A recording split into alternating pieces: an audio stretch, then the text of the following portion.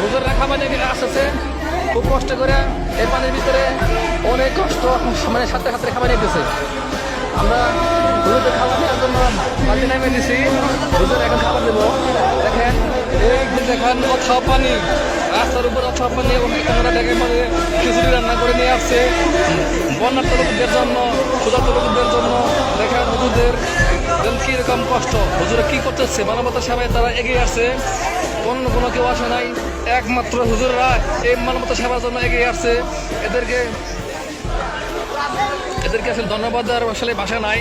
দুর্যোগ মুহূর্তে কোনো রাজনৈতিক দল আসে নাই, কোনো আমলিগ আসে নাই, বিএনপি আসে নাই, জামাত ইসলাম আসে নাই, যাদের বাড়ি আসে নাই। আসতে কারা হুজুরদেরকে আল্লাহরা নেক দান করেন, এদেরকে বড় বড় মৌলানা মানে দেন। দেখেন ওনারা এত দুর্যোগের ভিতরেও রান্না করে নিয়ে আসছে আমাদের জন্য, দুর্যোগ জন্য।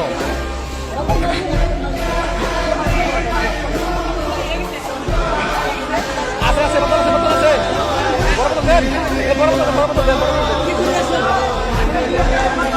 পানি দেন, পানি দেন, পানি পানি পানি পানি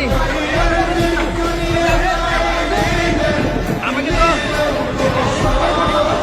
বোতল দেন, বোতল দেন, পানি বোতল দেন, পানি বোতল, পানি পানি পানি।